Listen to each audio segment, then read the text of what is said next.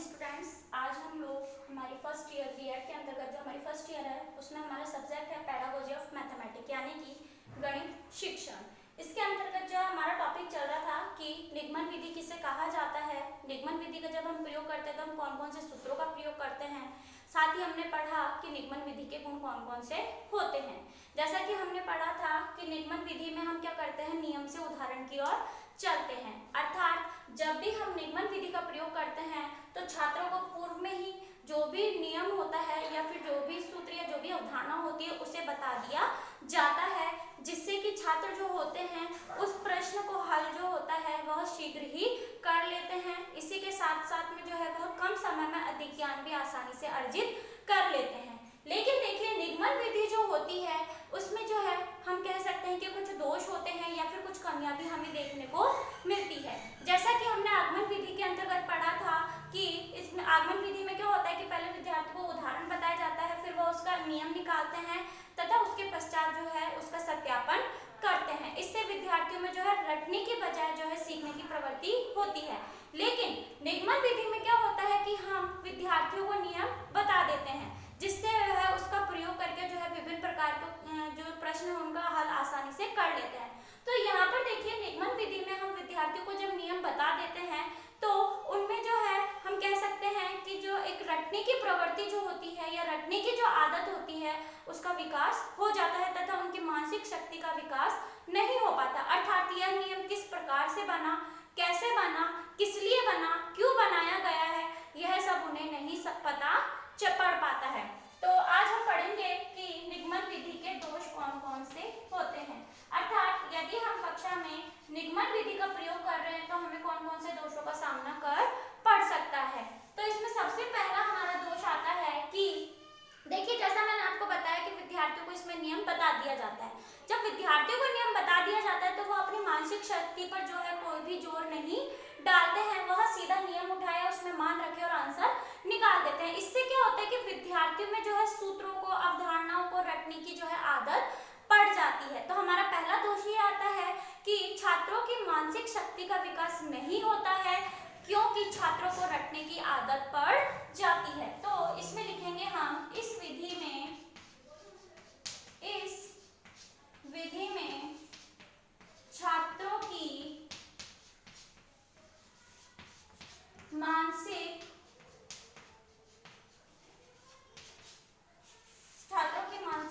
शक्तियों का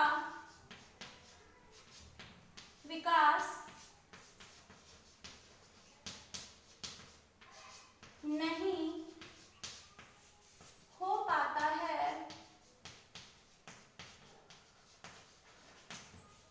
क्योंकि उनमें रटने की आदत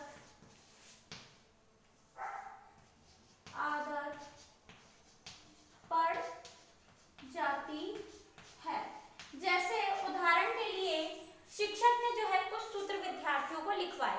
अब वह सूत्र किस प्रकार से जो है आए, कैसे उनका हम कह सकते हैं कि निर्माण हुआ, किस प्रकार से वो बने, यह विद्यार्थियों को नहीं पता होगा। जबकि वह क्या करेंगे कि उन्हें रट लेंगे तथा उनको जो है किसमें सूत्र का प्रयोग करना है, कैसे उस सूत्र का प्रयोग करना है यह समझ लेंगे। अर्थात विद्यार्थियों में जो है मानसिक शक्ति का विकास नहीं हो पाएगा बल्कि उनमें रटने की आदत पड़ जाती है। फिर हमारा दूसरा पॉइंट इसी में आता है, दूसरा दोष हमारा आता है वह यह है कि बालकों को जो है नवीन ज्ञान अर्जित करने का अवसर नहीं मिल पाता, जैसा कि उन्हें आगमन विधि के अंतर्गत मिलता है।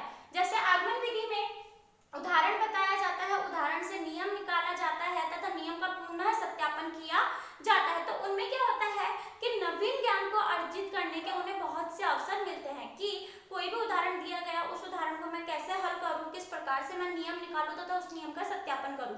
तो इस प्रकार से उन्हें जो है नवीन ज्ञान अर्जित करने को मिलता है। लेकिन निगमन विधि के अंतर्गत यह दोष आता है कि बालकों को जो है नवीन ज्ञान अर्जित करने का अवसर नहीं मिलता क्योंकि उन्हें शिक्षक द्वारा जो भी नियम बताया जाता है वो केवल उसी नियम के ऊपर जो है अपने सवालों को या फिर अपने प्रश्नों को या अपनी समस्याओं को हल करते हैं, जिससे कि उनमें नवीन ज्ञान अर्जित करने का अवसर उन्हें नहीं प्राप्त होता। इस विधि में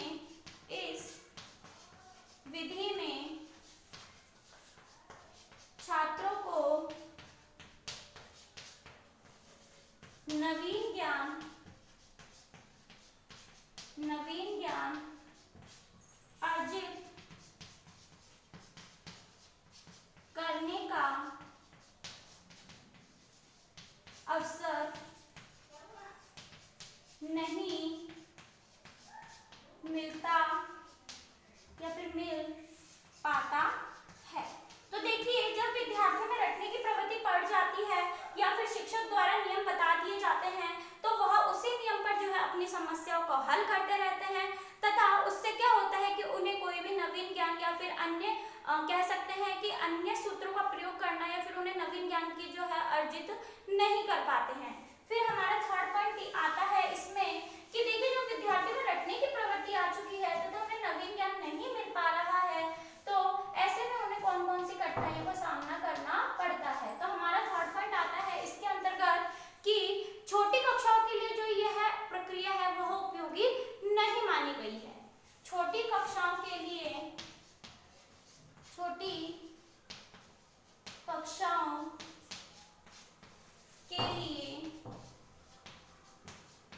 यह विधि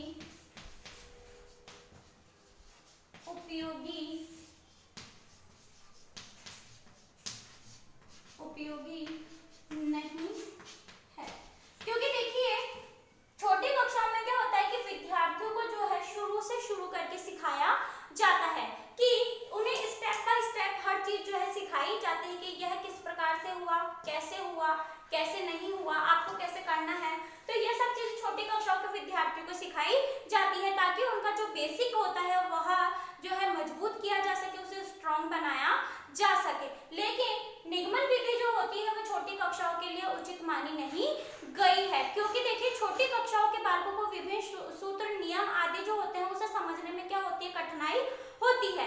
इसीलिए छोटी कक्षाओं में निगमन की बजाय आगमन विधि का प्रयोग करके विद्यार्थियों को सूत्र, नियम या फिर जो भी अवधारणा होती है उसे समझाया जाता है। तो देखिए, छोटी कक्षाओं में जो है हमारी निगमन विधि जो होती है वह उपयोगी नहीं है, क्योंकि इसमें हम क्या करते हैं, सीधे ही नियम या फिर सूत्र के अंतर्गत मान रख के उसको जो है समझाते हैं, जबकि विद्यार्थियों की मानसिकता या मानसिक शक्ति उस छोटी क्लासों में इतनी प्रबल नहीं होती है कि वह सीधे ही सूत्रों से जो है प्रश्नों को हल करना सीख सके। इसलिए उन्हें जो है आगमन विधि का प्रयोग करते हुए जो है समझाया जाता है।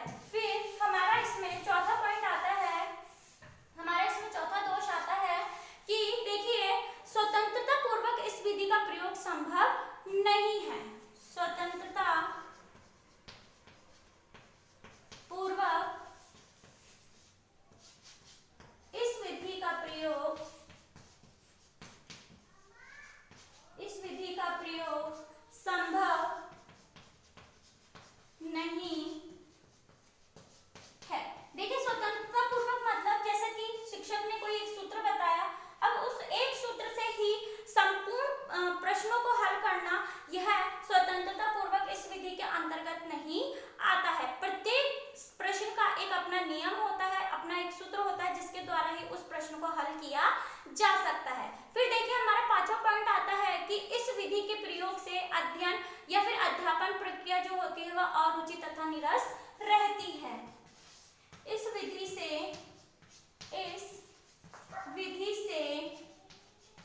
अध्ययन, अध्यापन प्रक्रिया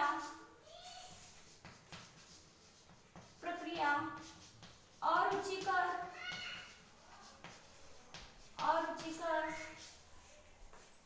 तथा नीरस रहती है। अब देखिए, जो हमारी निगमन विधि है, इस विधि के द्वारा जो अध्ययन की प्रक्रिया होती है या फिर अध्यापन की अर्थात पढ़ने की या फिर पढ़ाने की जो प्रक्रिया होती है वह अरुचिकर होती है तथा नीरस बनी रहती है, क्योंकि इसमें क्या होता है कि शिक्षक केवल एक सूत्र बता देता है, विद्यार्थी उसका प्रयोग करते हैं और सीधा अपने प्रश्नों का हल निकालते हैं। जबकि आगमन विधि के अंतर्गत क्या होता है कि विद्यार्थियों को जो है नया सीखने को मिलता है तथा शिक्षक जो होता है वह उन्हें जो है स्टेप बाय स्टेप प्रत्येक चीज सिखाते हैं, तो उनमें क्या है, सीखने के लिए जो है रुचि बनी रहती है। लेकिन इसके अंतर्गत जो है इस विधि में जो है हम कह सकते हैं कि इस विधि का प्रयोग करके जब पढ़ाया जाता है तो वह अरुचिकर रहती है, अर्थात इसमें जो विद्यार्थी होते हैं वह अपनी पूर्ण रुचि नहीं दिखाते हैं।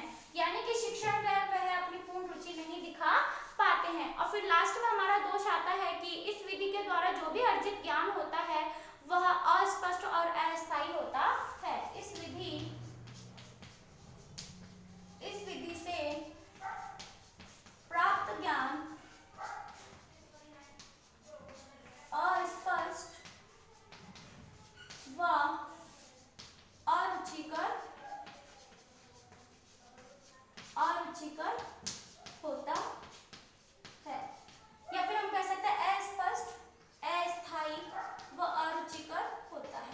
क्योंकि देखिए इसमें क्या होता है, जब हम विद्यार्थियों को स्वयं करके सीखने पर बल देते हैं तो उन्हें जो भी ज्ञान प्राप्त होता है वह स्पष्ट होता है तथा स्थायी रहता है। लेकिन इसके अंतर्गत केवल हम सूत्र देते हैं तथा विद्यार्थी उस पर आंसर निकालते हैं तो यह विधि जो होती है वह अस्थायी होती है, अस्पष्ट होती है और अरुचिकर होती है। तो यह थे हमारे निगमन विधि के कुछ दोष जिनके बारे में आज हमने जाना तथा आगमन विधि से इसकी तुलना करते हुए हमने इसको पढ़ा। तो आपका आज का जो होमवर्क है वह है होमवर्क गणित शिक्षण में निगमन